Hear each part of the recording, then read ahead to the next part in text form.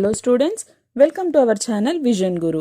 ఇవాళ మనం 8th class Hindi text బుక్లోని 10th లెసన్ మధురవాణి ఈ లెసన్కి సంబంధించినటువంటి క్వశ్చన్ అండ్ ఆన్సర్స్ గురించి డిస్కస్ చేద్దాము.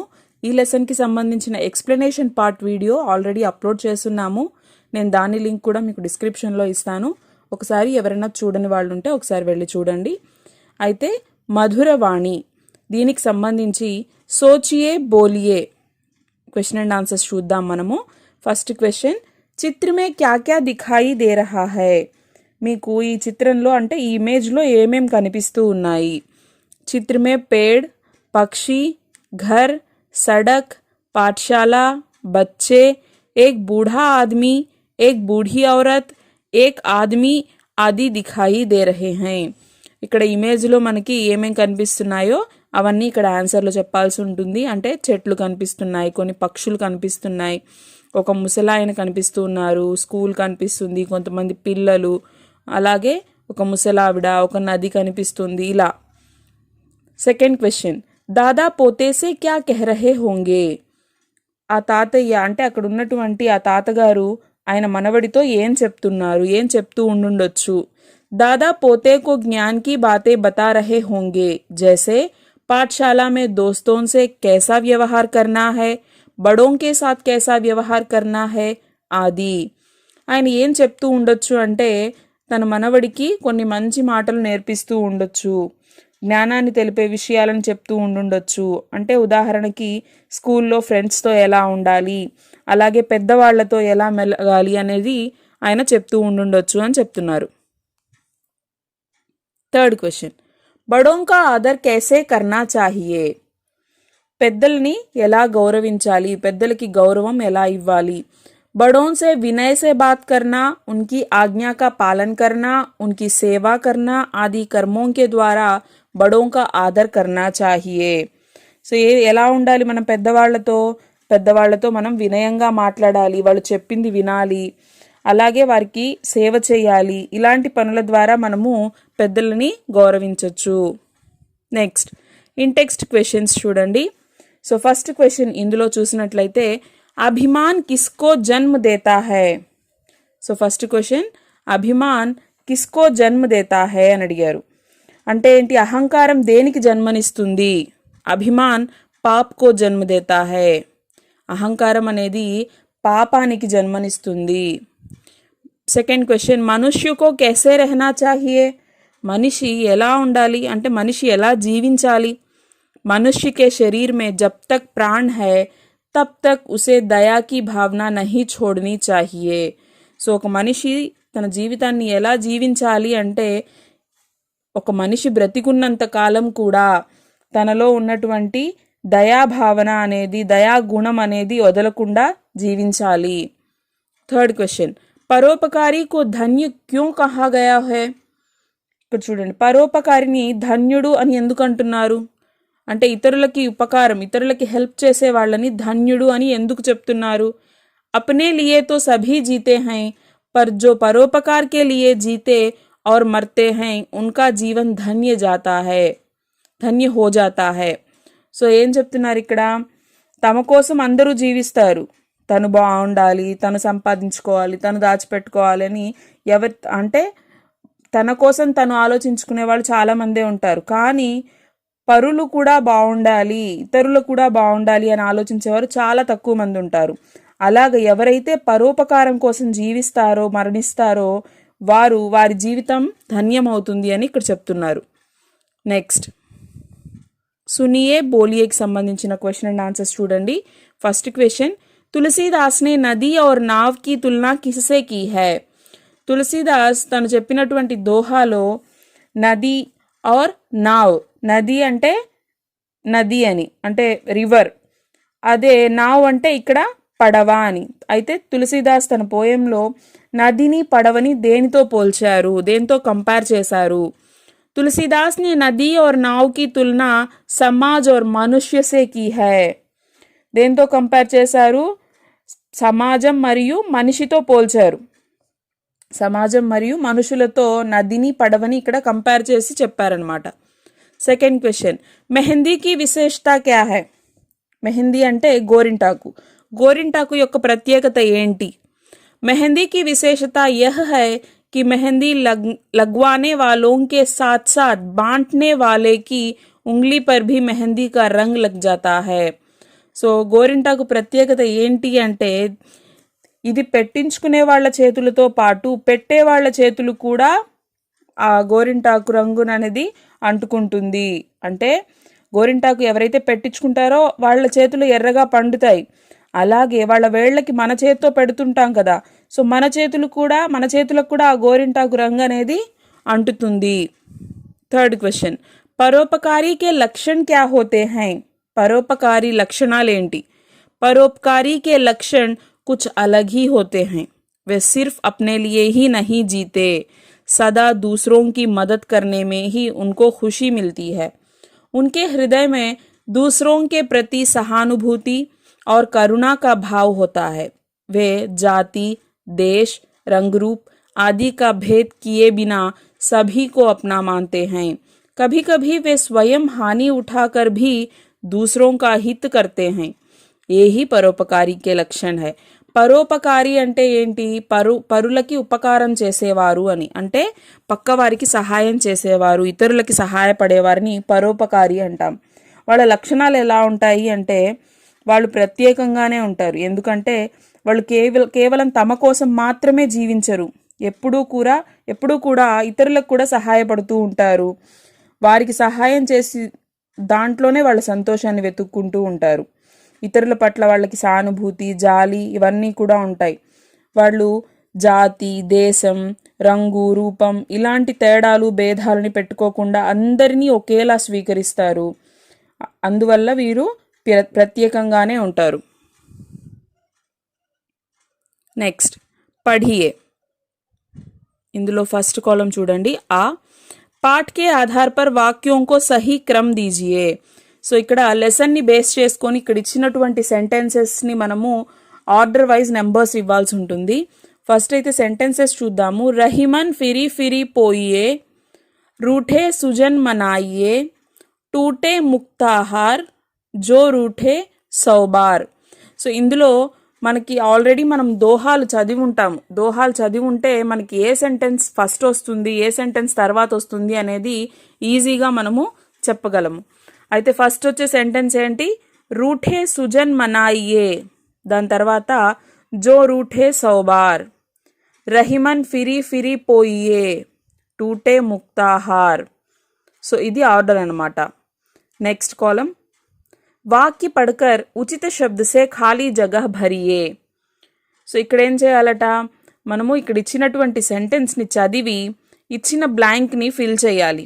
ఆ బ్లాంక్లో ఫిల్ చేయాల్సిన ఆన్సర్స్ ఇక్కడ మనకి 2 ఆప్షన్స్ ఇచ్చుంటారు. సో అందులో నుంచి కరెక్ట్ వన్ని ఐడెంటిఫై చేసి మనము బ్లాంక్లో ఫిల్ చేయాల్సి ఉంటుంది. ఫస్ట్ వన్ చూసినట్లయితే దయా డాష్ కా మూల్ హై, ధర్మ అధర్మ. కరెక్ట్ ఆన్సర్ ధర్మ. దయా ధర్మ కా మూల్ హై. सेकेंड वन, रूठे सुजन मनाइए, रूठे सुजन मनाइए, जो रूठे सौ बार, 1000 100. ఇక్కడ ఆన్సర్ 100. रूठे सुजन मनाइए, जो रूठे 100 बार. థర్డ్ వన్ చూడండి. वे रहीम डैश धन्य है, वे रहीम नर धन्य है. థర్డ్ వన్ का ఆన్సర్ నర్. అలాగే ఫోర్త్ వన్ చూసినట్లయితే तुलसी इस डैश में भांति भांति के लोग, संसार राज्य. करेक्ट आंसर संसार. తర్వాత ఫిఫ్త్ వన్ చూసినట్లయితే तुलसी डैश न छोड़िए, उपकार दया, तुलसी दया न छोड़िए. नेक्स्ट वन చూడండి. पाठ के आधार पर अधूरे वाक्यों को पूरा कीजिए. ఇన్కంప్లీట్ సెంటెన్సెస్ని కంప్లీట్ చేయాల్సి ఉంటుంది. సో ఒకసారి నేను ఇక్కడ చూడండి, గ్రీన్ కలర్లో ఇచ్చినవి మనకి ఆన్సర్స్ అనమాట. అక్కడ మనము ఆన్సర్స్ ఫిల్ చేసేసాము ఆల్రెడీ. సో మీరు చూడొచ్చు. ఒకసారి నేను సెంటెన్సెస్ చదివి చెప్తాను మీకు. ఫస్ట్ సెంటెన్స్, బాంటన్ వారే కో లాగే జ్యో మెహందీ కో రంగ్, బాంటన్ వారే కో లాగే జ్యో మెహందీ కో రంగ్, तुलसी दया न छोड़िए, जब लग घट में प्राण, सबसे हंस मिल बोलिए, नदी नाव संजोग, रहीमन फिरी फिरी पोइए, टूटे मुक्ताहार, तुलसी इस संसार में भांति भांति के लोग। नेक्स्ट कॉलम, पद्यांश पढ़कर विकल्पों से प्रश्नों के उत्तर चुनकर कोष्टक में लिखिए। ఇక్కడ ఒక చిన్న పోయం ఇచ్చారు. ఆ పోయంని చదివి దాని కింద అడిగినటువంటి క్వశ్చన్స్కి ఆన్సర్లు రాయాల్సి ఉంటుంది. ఇక్కడ ఆన్సర్స్ అనేవి ఆప్షన్స్ ఇచ్చున్నారు. వికల్పోం సే హమే ఆన్సర్ ఢూంढना है. ఇక్కడ ఇచ్చినటువంటి ఆప్షన్స్లో నుంచి మనం కరెక్ట్ ఆన్సర్ని ఐడెంటిఫై చేసి ఏ ఆప్షన్ కరెక్ట్ అయితే ఆ ఆప్షన్ని మనము బ్రాకెట్లో రాయాల్సి ఉంటుంది. సో ఆన్సర్స్ అనేవి పోయం నుంచే ఉంటాయి కాబట్టి మీరు ఒకసారి పోయం కేర్ఫుల్గా చదివారంటే ఈజీగా వీటికి ఆన్సర్స్ రాయొచ్చు. చూడండి, छोटे छोटे हाथ हमारे गड्ढे खूब बनाएंगे, इन गड्ढों में अच्छे सुंदर पौधे खूब लगाएंगे, घर आंगन को साफ रखेंगे, गलियां साफ बनाएंगे. దీనికి సంబంధించినటువంటి క్వశ్చన్స్ చూడండి. हाथ कैसे हैं? हाथ छोटे छोटे हैं. Option A answer. गड्ढों में क्या लगाना है? गड्ढों में पौधे लगाना है. Option B. किन्हें साफ रखना है? अड़ोस पड़ोस को, मैदान को, घर आंगन को, पाठशाला को. घर आंगन को. ऑप्शन सी आंसर దీనికి. అలాగే ఫోర్త్ వన్ చూడండి. गलियों को कैसा बनाना है? गंदा, सुंदर, अच्छा, साफ. आंसर साफ. Option D. सुंदर शब्द का समानार्थी शब्द क्या है? సో ఇది మనకి జనరల్గా అడిగారనమాట. అంటే సేమ్ మీనింగ్ ఇచ్చేటువంటి వర్డ్ ఇక్కడ ఇచ్చిన ఆప్షన్స్లో నుంచి మనము చూస్ చేసుకోవాలి. సుందర్ ఈ వర్డ్కి సేమ్ మీనింగ్ ఇచ్చేటువంటి వర్డ్. గందా ఆకర్షక్, కురూప్ ప్రియ. ఆకర్షక్ బి. నెక్స్ట్, పద్యాంశ్ పढ़कर 3 ప్రశ్న बनाइए. సో దీనికి ముందు కాలంలో మనం ఏం చేసాము, పోయం చదివి ఇచ్చిన క్వశ్చన్స్కి ఆన్సర్ని ఐడెంటిఫై చేసాము. ఇక్కడ మనం పోయం చదివి మనమే క్వశ్చన్స్ ఫామ్ చేయాలి. ఎగ్జాంపుల్కి ఒకటి ఆల్రెడీ ఇచ్చేస్తున్నారు. సో ఫస్ట్ పోయం అయితే చూద్దాం. నభ్ సే నిర్మలతా లూं, శశి సే శీతలతా లూं, ధరతీ సే సహన్ శక్తి, పర్వత్ సే దృఢతా లూं, మేరీ అభిలాషా హై. చూడండి, నభ్ సే నిర్మలతా లూं, శశి సే शीतलता लूं, धरती से सहन शक्ति, पर्वत से दृढ़ता लूं, మేరీ అభిలాష హై. సో ఈ పోయంకి సంబంధించి మనము ఒక 3 క్వశ్చన్స్ని ఫామ్ చేయాల్సి ఉంటుంది. చూద్దాము అసలు ఏమంటున్నారు పోయంలో. చూడండి, ఆకాశం నుండి నిర్మలత్వాన్ని తీసుకుంటాను, చంద్రుడి నుండి చల్లదనాన్ని తీసుకుంటాను, అలాగే భూమి నుండి సహన శక్తిని, అలాగే పర్వతాల నుండి దృఢత్వాన్ని తీసుకోవాలని నా కోరిక అని చెప్పేసి కవి ఇందులో చెప్తున్నారు. అయితే దీనికి సంబంధించి ఫస్ట్ అక్కడ ఎగ్జాంపుల్కి ఇచ్చిన ఫస్ట్ క్వశ్చన్ చూడండి. కవి నభ్ సే క్యా లేనా చాహతా హై? కవి ఆకాశం నుండి ఏం తీసుకోవాలి అనుకుంటున్నాడు అని అడిగారు. అదేవిధంగా ఇక్కడ మనకు చాలా ఉన్నాయి. శశి సే, ధరతీ సే, పర్వత్ సే, ఇలాగా రకరకాలుగా చెప్పున్నారు కదా. వాటన్నిటిని మనం క్వశ్చన్ రూపంలో రాయొచ్చు. कवि शशि से क्या लेना चाहता है? कवि धरती से क्या लेना चाहता है? कवि पर्वत से क्या लेना चाहता है? ఈ విధంగా మనం క్వశ్చన్స్ అడగొచ్చు. నెక్స్ట్, లిఖియే. దీనికి సంబంధించినటువంటి క్వశ్చన్ అండ్ ఆన్సర్స్ ఒకసారి చూద్దాం మనము. సో ఇందులో మనకి ఫస్ట్ క్వశ్చన్ చూసినట్లయితే, హమే క్యూ హస్ మిల్కర్ రెహనా చాహియే? హమే క్యూ హస్ మిల్కర్ రెహనా చాహి? మనం ఎందుకు అందరితో నవ్వుతూ కలిసిమెలిసి జీవించాలి? ఆన్సర్, ఇస్ దునియా మే तरह तरह के लोग रहते हैं, उनसे हमें काम लेना और देना पड़ता है, इसलिए हमें सबके साथ हंस मिलजुल कर रहना चाहिए. ఈ ప్రపంచంలో రకరకాల వ్యక్తిత్వాలు గల, రకరకాల స్వభావాలు గల మనుషులు ఉంటారు. మనం వాళ్ళందరితో కలిసి జీవించాలి. ఒకానొక సమయంలో మనతో అవసరం వాళ్ళకి ఉంటుంది, వాళ్ళ అవసరం మనకి ఉంటుంది. కాబట్టి మనము ఎవరితో కూడా ద్వేషం పెంచుకోకుండా అందరితో నవ్వుతూ కలిసిమెలిసి జీవించాలి. సెకండ్ క్వశ్చన్, రహీం के अनुसार रूठे सुजन को क्यों मनाना चाहिए? రహీంని అనుసరించి అంటే రహీం తన దోహాలో చెప్పినట్లుగా కోపంతో అలిగి దూరమైనటువంటి వ్యక్తులని, అంటే మంచి వ్యక్తులని మనము ఎందుకు మళ్ళీ తిరిగి అక్కున చేర్చుకోవాలి, తిరిగి వాళ్ళతో స్నేహం చేయాలి, వాళ్ళని ఎందుకు ఒప్పించాలి అని అడిగారు. जिस प्रकार मोतियों की माला टूट जाने पर उन मोतियों को फिर से माला में पिरो लेते हैं, ఉసీ ప్రకార్ సజ్జన్ లోగ్, ఇక్కడ నేను ఇంతకు ముందు కూడా చెప్పాను టైపింగ్ మిస్టేక్స్ అక్కడక్కడ చిన్న చిన్న మిస్టేక్స్ ఉంటాయి, కొంచెం చూసుకోండి. నేను చదివేటప్పుడు వర్డ్ కరెక్ట్గానే చెప్తాను, సో అది కొంచెం మీరు చూసుకోండి. उसी प्रकार सज्जन लोग बार बार नाराज होने पर भी उन्हें मना लेना चाहिए. अर्थात సజ్జన్ లోగ్ మోతియోं के समान మూల్యవాన్ होते हैं. ఎందుకు మనం మళ్ళీ మళ్ళీ వాళ్ళని బ్రతిమిలాడి మళ్ళీ వాళ్ళతో స్నేహం చెయ్యాలి అంటే వాళ్ళు మంచి వ్యక్తులు, మంచి స్నేహం మనం కోల్పోతాం. కాబట్టి ఎలా అయితే ఇప్పుడు ఒక ముత్యాల దండ తెగిపోతే ఆ ముత్యాల్ని మనం పడేయం, ఎందుకంటే అవి చాలా ఎక్స్పెన్సివ్, విలువైనవి, మంచి ముత్యాలు మళ్ళీ దొరకవు అనుకున్నప్పుడు మనం వాటిని మళ్ళీ దండగా కూర్చుకుంటాము, అందంగా ముత్యాల దండని మనం తయారు చేసుకుంటాము. అదేవిధంగా మంచి వ్యక్తులు ఒకవేళ మన పనులకి ఏదైనా ఇబ్బంది కలుగోలేక ఏదో ఒక రీజన్ మీద వాళ్ళు మన మీద అలిగి కోపంతో ఉన్నప్పుడు మనం ఏం చేయాలి, ఎన్నిసార్లైనా సరే వాళ్ళని బ్రతిమిలాడి మళ్ళీ వాళ్ళతో స్నేహం చేయాలి అని చెప్తున్నారు రహీం ఇక్కడ. జీవన్ భర్ హమే దయా की भावना नहीं छोड़नी चाहिए. क्यों? మనం జీవితాంతం దయాగుణాన్ని ఎందుకు వదలకూడదు? तुलसीदास कहते हैं कि दया एक महान गुण है जिससे धर्म उत्पन्न होता है. अभिमान तो केवल पाप को ही जन्म देता है. मनुष्य के शरीर में जब तक प्राण है तब तक उसे दया की भावना नहीं छोड़नी चाहिए.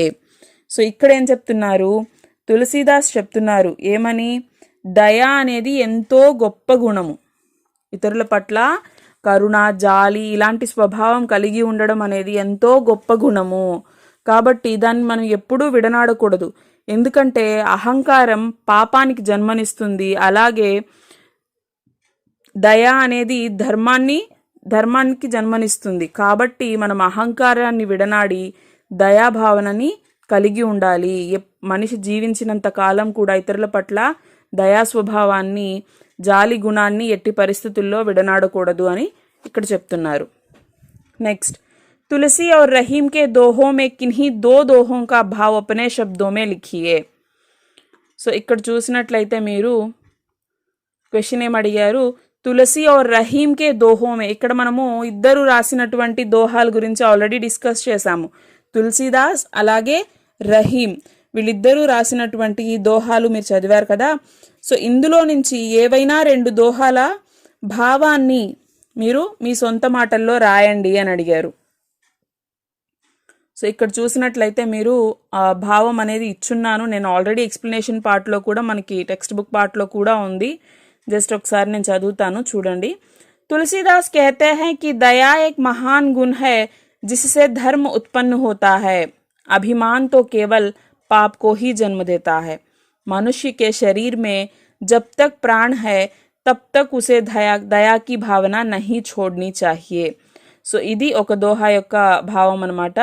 नेक्स्ट, तुलसीदास कहते हैं कि इस दुनिया में तरह तरह के लोग रहते हैं. जैसे नाव की सहायता से नदी पार की जाती है, वैसे ही मनुष्य को भी सब लोगों के साथ मिलजुल कर जीवन बिताना चाहिए. एकता से सभी संकटों को हम पार कर सकते हैं. సో ఇవి తులసీదాస్ చెప్పినటువంటి రెండు దోహాల యొక్క భావార్థాలు. అలాగే రహీం చెప్పినటువంటి దోహాలు కూడా మనము రెండిటికి భావార్థాలు చూద్దాం. ఏవైనా రెండే అడిగారు ఇక్కడ మనల్ని. रहीम सज्जनों के उत्तम स्वभाव के बारे में बताते हुए कहते हैं, जिस प्रकार मोतियों की माला टूट जाने पर उन मोतियों को फिर से माला में पिरो लेते हैं, उसी प्रकार सज्जन लोग बार बार नाराज होने पर भी उन्हें मना लेना चाहिए. अर्थात सज्जन लोग मोतियों के समान मूल्यवान होते हैं. नेक्स्ट, रहीम जीवन की धन्यता का मार्ग बताते हैं. वे कहते हैं कि दूसरों की मदद करने वाले लोग धन्य होते हैं. जिस प्रकार मेहंदी बांटने वाले की उंगली पर भी मेहंदी का रंग लग जाता है, उसी प्रकार उपकार करने वाले का शरीर भी परोपकार करने से सुशोभित हो जाता है. नेक्स्ट, भाषांश చూడండి. नीचे दिए गए शब्दों के पर्यायवाची शब्द डिब्बे में से चुनकर लिखिए. पर्यायवाची शब्द का अर्थ होता है, సో पर्यायवाची शब्द అంటే ఏంటి, सेम मीनिंग इच्छेटुवंटी डिफरेंट वर्ड्स.